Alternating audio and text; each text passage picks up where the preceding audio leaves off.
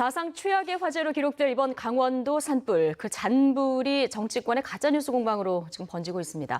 청와대는 가짜뉴스와 관련해서 초강경 대응을 예고했는데요. 정치권에서는 어떻게 보고 있는지 박범계 더불어민주당 의원 그리고 장제원 자유한국당 의원 두 분과 이야기 나눠보겠습니다. 어서 오십시오. 안녕하십니까. 네, 안녕하세요. 반갑습니다. 안녕하세요. 이야기하기 민망한 온갖 설들이 지금 유튜브 방송을 통해서 퍼져나가고 있습니다. 전국을 들썩이게 한 문제가 되는 발언들 먼저 영상으로 보고 이야기 나눠보겠습니다.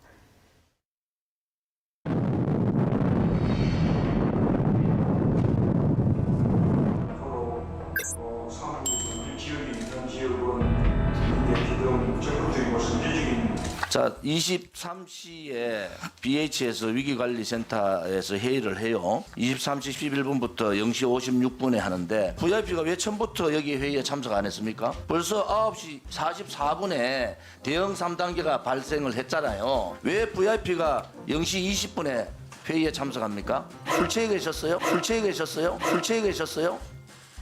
그 센터는 청와대 지하실에 있습니다. 그래서 이동하는데 한 5분밖에 걸리지 않는데요.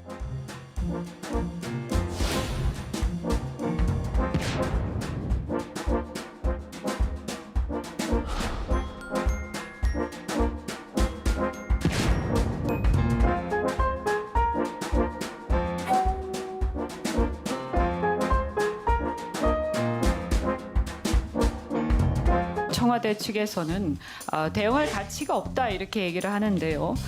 정말 희한하게도 과거에 박근혜 대통령께서도 대응할 가치가 없다라고 똑같이 말씀을 하셨습니다.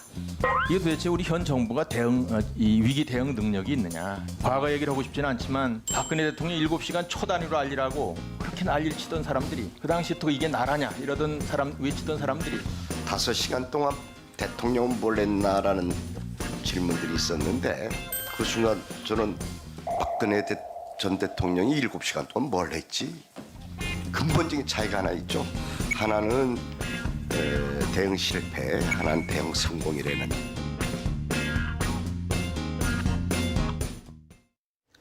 네, 지금 보신 여러 가지 설들이요.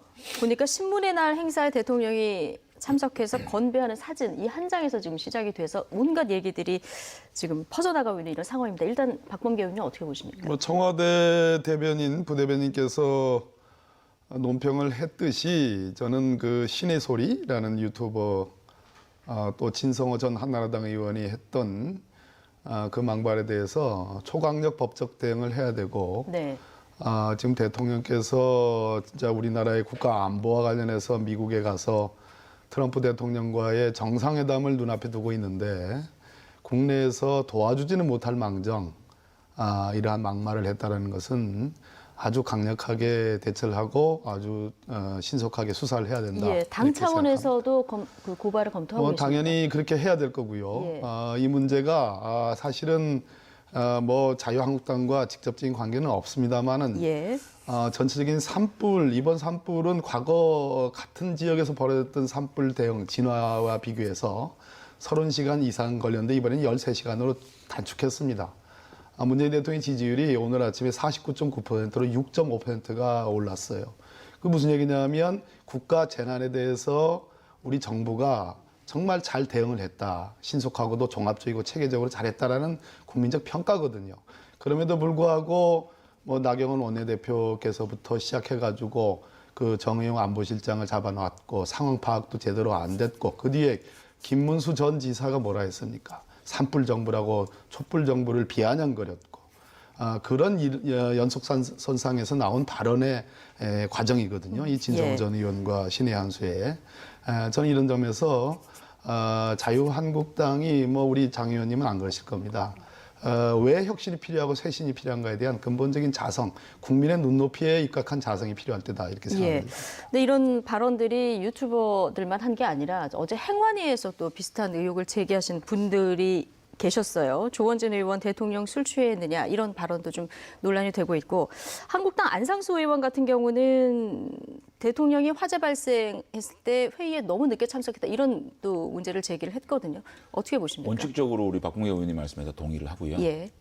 사실은 저렇게 비난을 하면 근거가 없잖아요. 대통령이 술 취하셨습니까?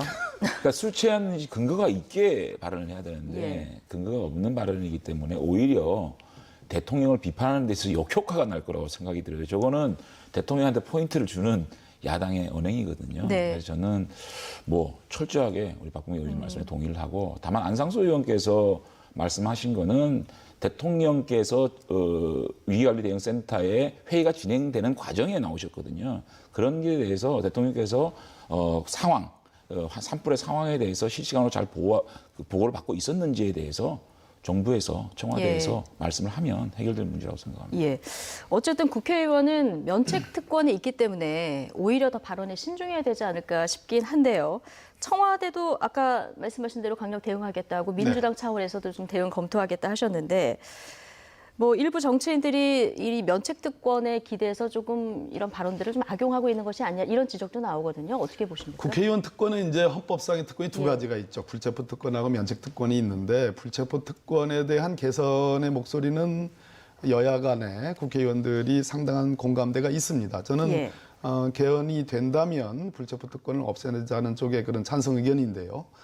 면책 특권에 대해서는 국민의 목소리가 어찌됐든 국회의원들이 할 말은 해야 되는 그러한 입을 잠그는 네. 그러한 부정적인 효과도 있기 때문에 좀 신중히 접근하자는 것이 대체적으로 여야 국회의원들의 공통된 인식입니다. 예. 문제는 이것을 법적으로 국회의원들이 발언을 가지고 평가해서 뭐 처벌하고 대응하는 문제의 것이 아니라 이제는 국민들이 이 촛불을 지나면서 국회의원의 일거수일투족 한 행동 한 행동 모두를 다 평가하고 그것이 언론에서 가만히 있지는 않지 않습니까? 전부 다 그대로 반영이 되고 그래서 결과적으로는 국회의원들의 차기 뭐 공천이나 선거에서 저는 걸러지는 그러한 사례가 축적이 되면 뭐 이런 막말 퍼레이드는 저는 상당 부분 없어질 거라고 생각을 합니다. 네, 결국은 보시는 시청자들, 국민들이 판단할 것이다. 그렇습니다. 예, 이런 얘기를 해주셨는데요.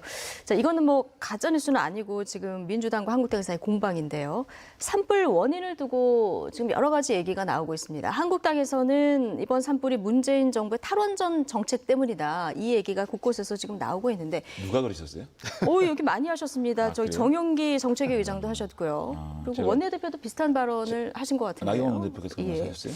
제가 이거 아닌 좀 것 확인을 같은데. 해보겠습니다. 예. 정책위장하고 얘기를 안 해봐가지고 네. 그 탈원전 정책 때문에 산불이 이렇게 발생했는지에 대한 근본적인 예. 근거에 네. 대해서 듣지 못했기 때문에 예.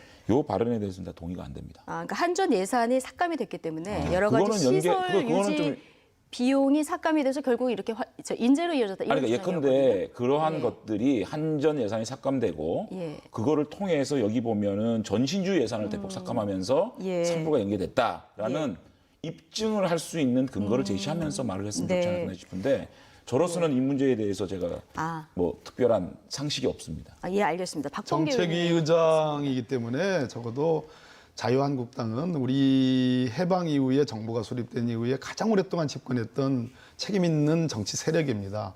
그 제1야당이기도 하고요. 제1야당의 정책위장께서 지금 장 의원님 말씀하신 것처럼 특별한 우리가 이제 형법적으로 인과관계론이라는 게 있고 예. 인과관계 중단론이라는 게 있습니다. 그러니까 한전의 예산이 부족하기 때문에 저 일선에서 고성에 산불이 난 것까지 인과관계를 연결하려고 그러면 몇 가지 중요한 팩트적 근거들이 있어야 되는데 예. 근거 없이 그렇게 이게 탈원전 때문이다라고 얘기한다는 것은 저는 정책위 의장답지 않다. 네, 이렇게 얘기를 저는 드립니다. 사실은 이제 이러한 산불을 가지고 이렇게 막 이렇게 정치적 발언들을 막 하는 네. 거에 대해서 산불을 통해서 집을 잃고 논을 잃고 가축을 잃고 그 삼터가 없어진 그분들에 대한 얘기가 그렇죠. 아니라고 예. 생각이 들어요.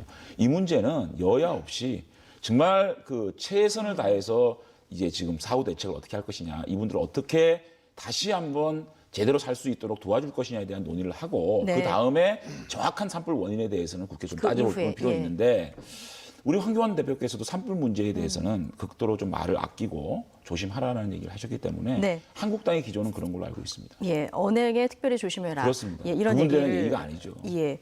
자, 그러면 소방관 국가직화 문제 이것도 이제 지금 여야 간에 공감대는 이루어지고 있는데요. 장 의원님께 먼저 그럼 여쭤보겠습니다. 이 걸림돌이 어떤 겁니까? 아니 근데 예. 이게 지금 그 경찰도 자치경찰제를 한다 예. 그러고 또 소방도 지금 사실상 자치 소방 제도가 돼 있지 않습니까? 예.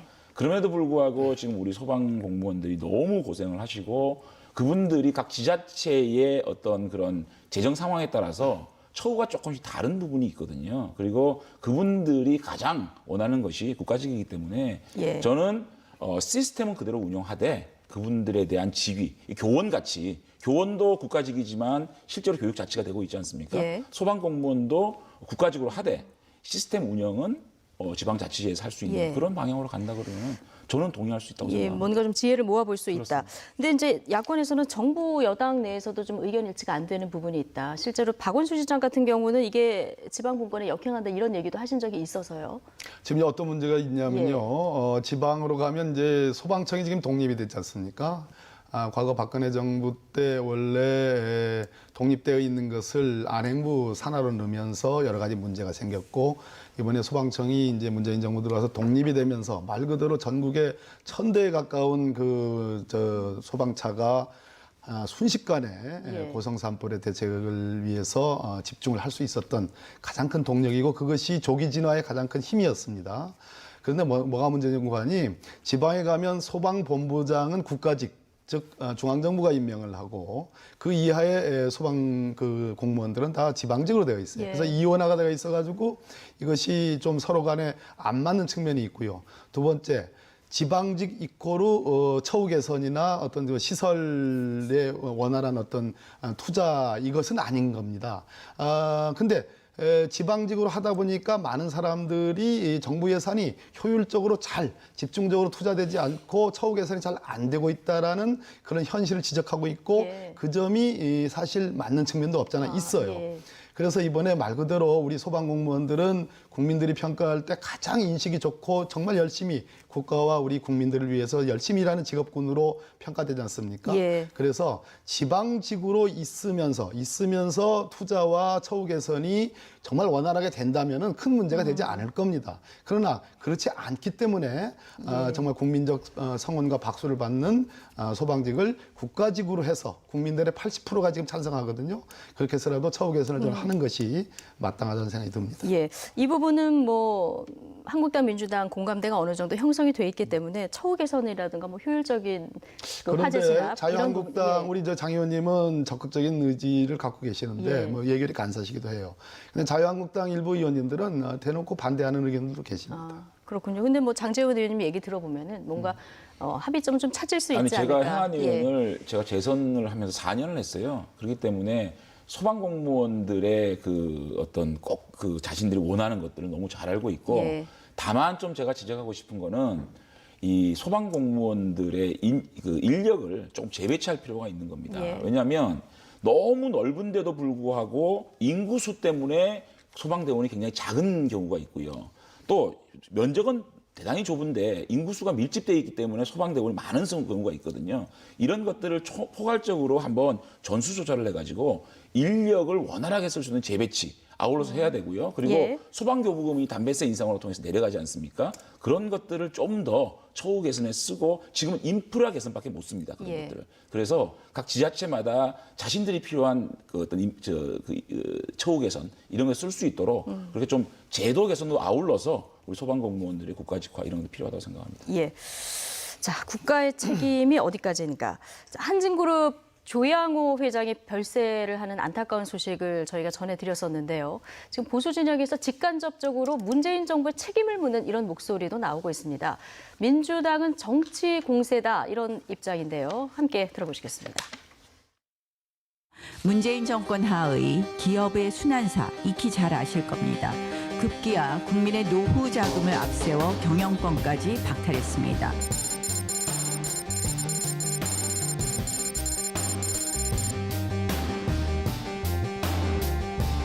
압수수색을 18번이나 당했다든지 본인이 최근에 극심한 스트레스에 시달렸다거나 그런 내용은 전혀 보이지가 않습니다.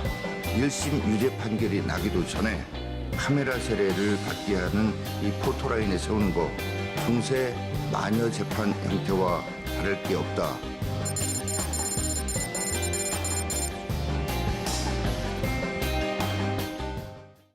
네. 그러니까 조양호 회장의 별세가 직간접적으로 문재인 정부의 책임이 있다. 한국당 내에서 이런 목소리가 지금 나오고 있거든요. 장제원 의원님 오늘 제가 뭐라고 예. 얘기해야 될까요? 네, 개인 근데 의견을 이제 얘기해 주시면 됩니다. 조양호 회장님의 별세 문제를 예. 또 정치권에서 갖고 와서 또 문재인 정권 탓이라고 얘기하는 거에 대해서는 조금 예. 동의가 안 되고요. 동의가 어쨌든 안 이런 것 된다, 같아요. 개인적으로. 당에서는 예.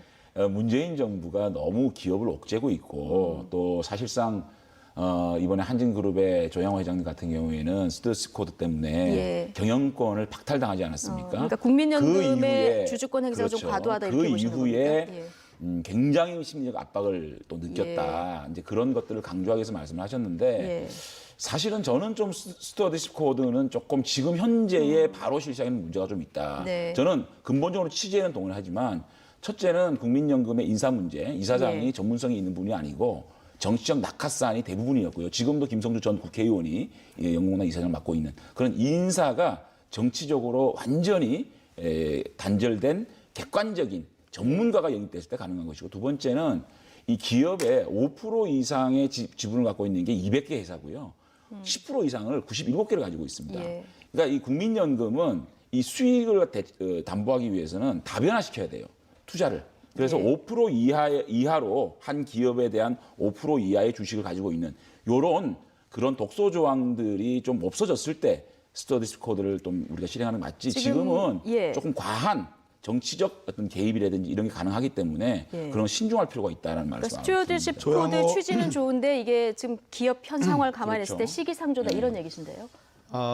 저런 그 조양호 이제 고인이 되신 그 회장의 죽음에 대해서 정책으로 악용을 하는 겁니다. 저거는 결국은 이번에 한진그룹의 소위 주주총회에서 연기금이 도대체 조양호 회장의 체제로는 워낙 갑질 경영을 했고 그 가족 일가가 전 국민적 공분을 받은 거 아니겠습니까? 예. 그것이 원인이 돼서 결국은 경영권을 박탈한 거예요. 그런데 국민연금이라는 연금만 반대를 한 것이 아니고 외국에 뭐 예를 들어서 캐나다, 미국에 있는 외국 기금까지도 다 반대를 했습니다. 더 이상 국민의 관점 또 국제적인 관점에서도 조양호 회장의 오너십을 용인했다가는 회사의 어떤 경쟁력 자체가 무너질까 봐에 대한 그 주주들의 일종의 정확한 목소리입니다. 예. 스튜어디스 코드를 결국은 반대하기 위해서는 자유한국당 일부 의원들이 저렇게 또 뭐 보수적인 분들이 고인의 죽음을 지금 악용한다고 보는데요. 예. 김성주 지금 그 국민연금 이사장의 말씀을 하셨지만 아시다시피 우리 뭐 장재원 의원님도 저랑 같이 간사를 하시면서 간사는 안 했죠. 제가 간사를 했죠. 하면서 그 당시 국정농단 청문회 때 그게 뭡니까? 이재용 삼성전자 부회장 것만 하더라도 국민연금이 정말 투명하지 않게 삼성물산과 제일모직 합병 문제에 대해서 삼성의 손을 들어주면서 그때부터 문제가 됐던 거예요. 그래서 그런 식의 국민연금 운영은 옳지 않다라는 국민적 요구가 있었기 때문에 예.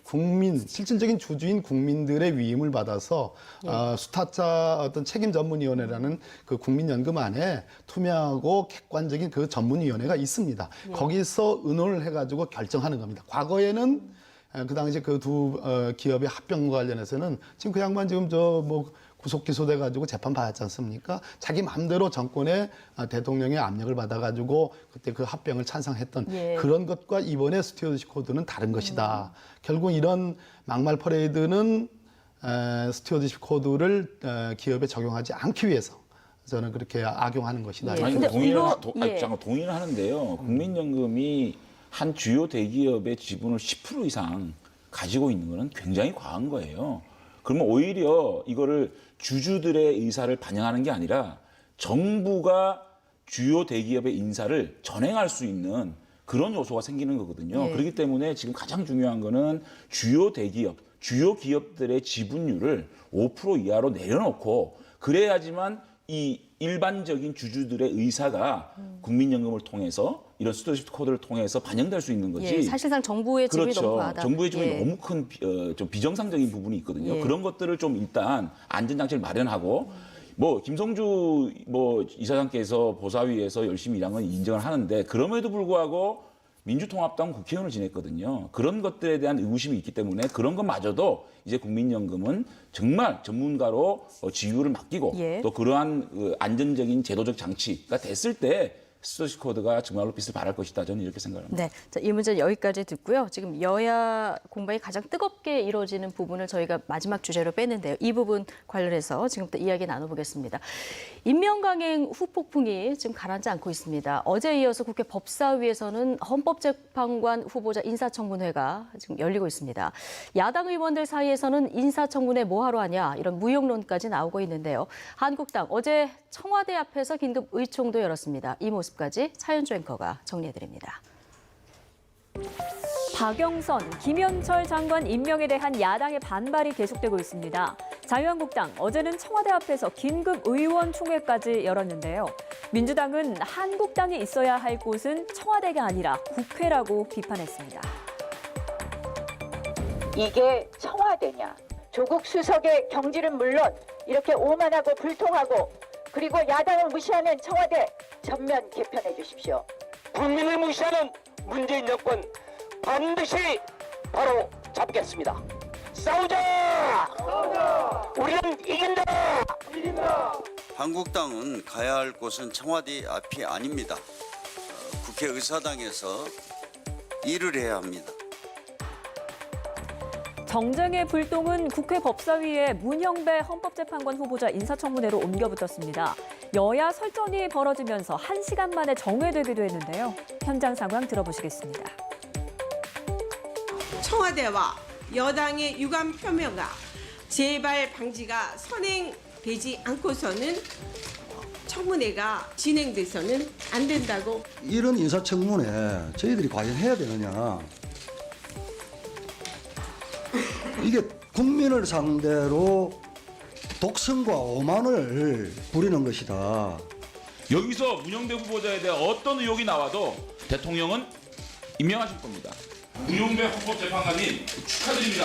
끝내는 것이 맞다고 생각합니다. 이에 대한 주장을 자꾸 이런 우리 헌법재판관 그 인사청문회에서까지 확장하지 마시고 인사청문회를 좀 정상적으로 진행했으면 좋겠다 그런 말씀을 드립니다. 지금 자유한국당 의원님들께서 국회를 파행시킨 게 총 16회입니다. 국회의 역할, 그건 제대로 수행을 하고.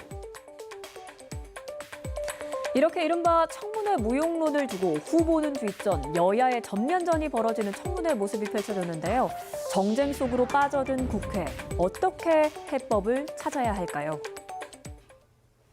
오늘 오전에도 법사위 참석하셨다고 오신 거죠? 지금 이미선 후보자 청문회 예. 중에 제가 잠시 나왔습니다. 예. 먼저 좀 화면에 등장하셨으니까. 근데 이게 정쟁입니까? 예. 저희들이 정당한 요구 아닙니까? 아무리 그렇지만 제1야당 자유한국당, 제2야당 바른미래당이 그토록 반대하는 후보를 이렇게 청문회 전날 바로 임명을 해버리면 저희 청문회 하지 말라는 얘기 아닙니까? 저는 차를 타고 국회에 가면서 청문회를 하러 가는데 우리가 이걸 왜 해야 되나? 그냥 이미 그분은 후보자가 아니라 헌법재판관으로 앉아있는 거 아닌가 이런 생각이 들거든요. 후보 청문 과정에서 정말 의혹이 나오고 그 의혹이 해결세도가 되지 않았다면 대통령께서 다시 한번 확인을 해봐라 라는 어떤 그런 설득과 양해를 구하는 시간도 없이 바로 임명해버리고 외국 가셔버리면 우리 보고 아무것도 하지 말까 청문회는 통과 의뢰냐 이렇게 될 수밖에 없는 거 아닙니까? 그러니까 당연히 야당에서는 청문회 무용론이 나올 수밖에 없고 청와대에 가서 아니 대통령이 법적으로 임명할 수 있는데 임명을 해버렸는데 우리가 반대하는데 저희들이 의사표현을 할 수 있는 방법이 뭐 있을까요? 대통령이 계신 청와대 가가지고 정말 힘 약한 야당이 네. 이거 처리하라. 그리고 예. 적어도 임명 강행했으면 이 부분에서는 책임이 있는 예. 국민소통수석이 나와서 그러지 않았습니까? 국민 눈동도 받지 않는 인상인 것 같다. 이 자인을 냈으면 거기에 대한 책임을 져야 되지 않겠습니까? 아무리 그렇지만 11번의 인사가 낙마됐고 10번의 인사 임명을 강행을 했습니다. 그러면 그 인사를 추천한 사람 그리고 인사를 검증한 사람은 책임을 져야 되는 게 당연한 거 아니냐라는 야당의 저는 정당한 목소리라고 저는 생각합니다. 네, 그래서 지금 투쟁을 하고 있는 이런 상황이라고 제가 말씀하셨고, 좀 얘기를 좀 할게요. 예, 질문을 질문 말고 네, 그것이 쟁점인 것 답변을 같아요. 네.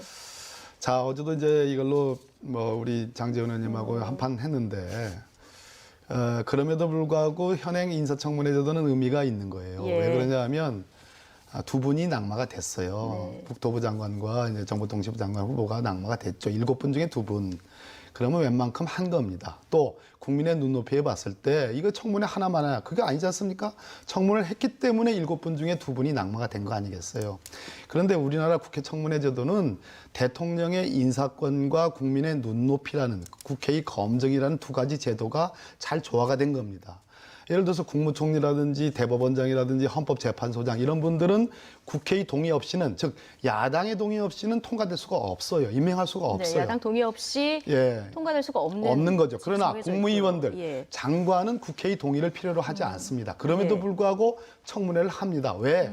국민의 눈높이 검증이라는 것을 해야 되기 때문에. 그래서 7분 중에 2분이 낙마가 됐어요. 그럼 웬간하면 된 겁니다. 그런데 거기서 더 나가서 박영선 장관 또 김현철 장관까지도 못 해준다 하니까 국민들의 여론이 다소 그분들 아무 문제 없고 대통령이 임명하는 게 맞다라는 게 국민들 여론이고, 또 2분을 추천하고 검증을 했던 조조 두 인사수석, 민정수석에 대해서 과연 경질하는 게 맞느냐라는 거의 여론도 국민 50%가 아니다, 경질이 맞지 않다라고 답을 한 거예요.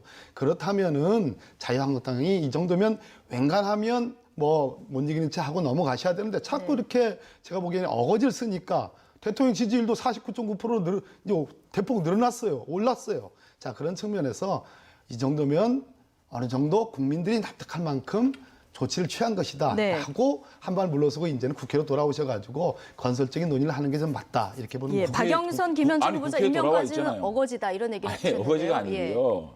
이게 무슨 인사청문회가 국무위원을 뽑는 인사청문회가 복불복입니까?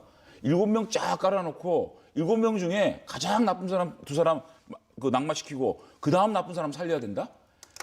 상대평가가 아니고요. 절대평가예요. 최소한 국무위원으로서의 어떤 그 품격과 자질과 도덕성이 검증이 돼야 되는 거지. 자, 이분이 더 나쁘기 때문에 이분은 낙마, 이분은 덜 나쁘기 때문에 웬만하면 국무위원 통과시켜 주지라고 얘기하는 거는 야당 입장에서 도저히 받아들일 수 없는 얘기고요. 박영선 후보자, 김현철 후보자 귀에 못이 박히게 제가 안 된다고 얘기를 했습니다. 그렇기 때문에 저희들이 반대하는 걸 이렇게 강행하는 거에 대해서는 저는 이렇게 생각해요. 어저께 문영배 그 헌법재판관께서 후보자께서 이런 말씀하셨어요. 헌법 정신은 삼권 분립의 가치, 권력을 견제화하고 균형을 맞추는 것이 더 우선하는 것이다라고 말씀해 주셨어요. 헌법재판관이 될 뿐이. 그렇기 때문에 이 삼권 분립의 정신, 권력을 견제하고 균형한다는 국회를 존중하는 정신이 나와야 된다고 생각하고요. 박근혜 정권 4년 동안 청문 보고서가 채택이 안 된 사람이 10명을 임명을 했습니다. 지금 몇 명입니까? 2년 만에 박근혜 정권 10명하고 같지 않습니까? 예. 이쯤 되면요. 인사 책임자, 인사 검증 책임자 책임져야 되는 거 아니겠습니까? 과연 조국 수석보다 민정수석이 누가 온들 이것보다 못하겠습니까? 그러면 대통령께서는 이 문제를 해결하기 위해서는 정말 국회를 존중하고 국민을 존중하고 또 반대하는 분들을 존중한다면 50% 45%라 그러면 반대 국민도 50% 45% 있지 않습니까? 그분들마저 존중한다면 어쩔 수 없이 박영선, 김현철 후보자를 임명할 수밖에 없다면 책임자인 조국 수석과 조현옥 인사수석은 제가 볼 때 경질하고 국민들께 너그러운 양해를 구하는 것이 맞다라고 생각합니다. 박 의원님, 근데 이게 지금 민주당이 야당이었을 때도 나왔던 문제고요. 뭐 많고 적음을 떠나서 정권 바뀔 때마다 이게 문제가 반복이 돼서 제기가 된다고 하면 인사청문제도 자체를 조금 다시 들여다봐야 되는 게 아니냐. 그러니까 말만 하지 말고 실제적으로 바꿔야 되는 게 아니냐 이런 얘기들이 나오거든요. 현미경 검증을 얘기한다면 예. 무한대의 검증을 공개적으로 한다. 이 부분에 대해서 한번 전 생각을 해봐야 되는 거고요. 네. 미국의 대통령제 국가에서 미국이 이제 청문회 제도의 효시인데요. 미국은 대통령의 인사권을 철저하게 인정을 해줍니다. 그래서 청문회로 낙마하는 사례는 거의 없습니다. 중요한 것은 신상과 관련된 것은 사전에 다 비공개로 소관기관들에 의해서 걸러집니다. 예. 그것이 대통령에 보고되고 대통령의 정치적 책임하에 그럼 이분을 공개적인 청문회에 올릴 거냐 말 거냐는 것은 대통령이 결정합니다. 근데 그리고 검증 과정이 훨씬 꼼꼼하던데요. 대통령이 꼼꼼하죠. 예. 대통령 인사권은 그렇게 해서 보장이 되는 겁니다. 근데 문제는 뭐냐 하면 한번 과거의 사례들을 쭉 비교해 보십시오. 어떤 경우는 정말 아까 복불복이라는 표현을 쓰셨는데 복불복으로 정말 별것 아닌데도 불구하고 낙마한 사례가 있고 정말 대단한 어떤 위중한 사례인데도 불구하고 그대로 통과하는 사례가 있습니다. 중요한 것은 야당이 그 후보에 대해서 문제를 삼느냐 안 삼느냐, 거리를 언론에 제공하느냐 안 하느냐에 따라서 프레임이 씌워지는 겁니다. 소위 처음부터 이분은 통과시킬 수 없는 후보라는 그러한 덧씌움이 있는 거지요. 예. 거기에 의해서 이제 언론의 반응도 달라지는 거고요. 그런 측면에서 저는 전후 상하의 어떤 비교를 통해서 객관적이고 균형 있는 잣대를 만드는 것, 그리고 어떤 부분은 국민들로 하여금 이 정도는 뭐 용인해도 되지 않겠습니까라는 그러한 용인되는 잣대를 만드는 것도 중요하다고 아니 생각합니다. 근데 제도 개선 말씀하셨는데 제도 개선도 필요하다고 봅니다.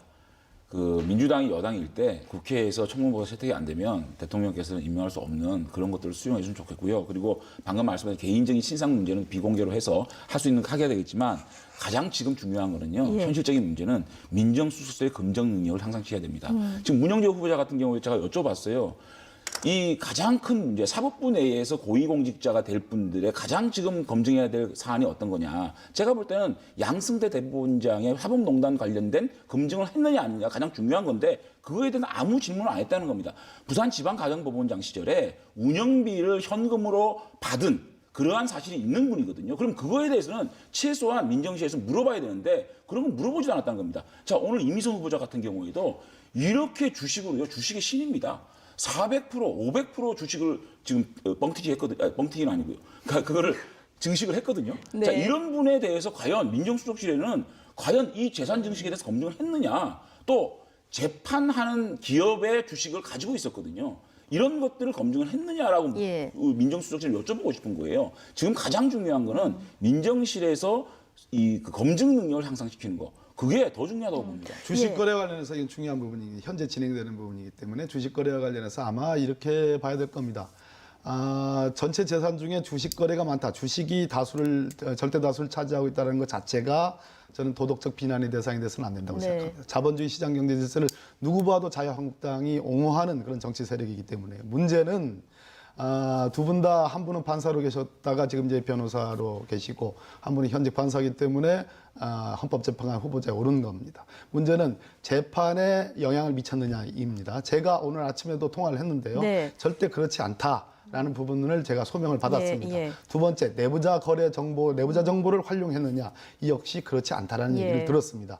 지금 현재 뭐 장 의원님이 끝나시면 바로 돌아가셔야 되겠지만 오늘 검증을 해보시고 후보자의 얘기를 좀 들어보시고 그런 다음에 판단해도 늦지 않다. 그러나 재판에 영향을 미친 사례는 없었다. 두 번째는 내부 정보를 활용한 것도 없었다라는 것은 분명히 했다. 근데요, 저는 제가 말씀드린 맞는데요. 그럼 민정수석실에서 이 부분에 대해서 현미경처럼 들여봤을 거 아닙니까? 그러면 이미선 후보자가 민정수석실에 관련 자료를 다 냈을 것이고 그 자료를 달라 그러는데 안 주고 있는 겁니다. 민정수석실에 자세하게 설명을 했기 때문에 검증을 통과했을 거 아닙니까? 그러면 민정수석실에서 낸 그 재판과 연관 없이 그런 주식을 샀다. 또 주식 관련돼서 재판하고 아무 문제 없었다라고 해명을 했을 거 아닙니까? 그 해명한 자료를 달라 그러는 겁니다. 근데 그거를 안 주고 있어요. 일단 여기에 뭐 의혹이 있을 오후에 수밖에 없지 가셔서 않겠습니까? 뭐 검증을 하실 제가 알기로는 예정이시니까요. 그 이민선 후보가 주식거래 내용을 다 냈기 때문에 현재 그러한 의혹을 제기하는 거예요. 그러니까 네. 안 내서 의혹이 제기된 게 아니고 냈기 때문에 그런 그 의혹을 제기하는 거고 두 번째는 청와대의 우리 장 의원님 혹시라도 나중에 무슨 청와대 갈 일이 계시는지 모르겠지만 저는 청와대에 있다 왔는데요. 인사 검증과 관련된 자료를 의회에서 내라고 하는 것은 저는 그것은 맞지 않다고 그럼 생각합니다. 뭘로 검증을 하죠? 그것은 후보자의 지금 국회 청문회를 왜 합니까? 그러니까 후보자를 통해서 검증을 받아요. 아니 후보자가 기본적인 자료를 안 내고 있는 겁니다. 인사 추천과 재판과 관련된 주식을 예컨대 남편이 특허 법원의 판사였습니다. 그런데 특허 관련된 회사 주식을 아주 많이 보유하고 있었고 그 재판이 끝나고 난 다음에 또 그 회사의 주식을 더 샀거든요. 거기에 대한 기록을 달라 그러는데 안 주고 있는 거 아닙니까? 그건 의혹이 있을 수밖에 없는 거죠. 그 재판을 하고 그 재판을 할 때 그 회사에 그 주식을 가지고 있었고 그 재판이 끝난 다음에 추가 매집합니다. 여기에 대해서 의혹을 안 가지는 국민이 있을까요? 그 부분에 대해서 민정수석에서는 분명히 자료를 요청했을 것이고 그게 대해 해명을 했을 거 아닙니까? 그 해명을 한 것을 저희한테 달면 저희가 그거 충분히 해명이 되지 않겠습니까? 그거를 달라는 겁니다. 짧게요. 예. 재판과 관련해서는 그 재판이 끝나기 전에 주식을 매입한 건 없었습니다. 없었고 그리고 단 한 건이 있는데 재판 중에 이제 매입한 건 단 한 건으로 보이는데 그거는 그 주식을 소유하고 있는 그 회사와 관계 없는 재판입니다. 아닙니다. 아니, 지금 이건 제가 다시 얘기하시는 건데 그러니까 검증은 이따 그거는 가서 제가 분명히 검증하겠습니다. 검증은 이따 가서 하시고 예. 제가 알기로는 분명히 재판과는 관계가 없는 거고 재판 당사자도 아니고 그거는 보험사와 관련된 부당이득 반환 청구 소송인데 예. 검증을 한번 이따 가서 예, 해보십시오. 어쨌든 이미선 헌법재판관 후보자에 대한 인사청문회 오후에도 뭐 진행될 예정이니까 지금 소청문회를 본 것 같습니다. 어쨌든 예, 장제원 의원님 뭐 참석하셔서 검증을 하실 예정이니까요. 뭐 국민들이 다 지켜보고 있으니까 판단하실 거라 생각합니다. 오늘 김정아 앵커님 아주 명언이었습니다. 소청문회. 예. 네. 박범계 더불어민주당 의원 그리고 장제원 자유한국당 의원과 이야기 나눠봤습니다. 두 분 오늘도 고맙습니다. 고맙습니다.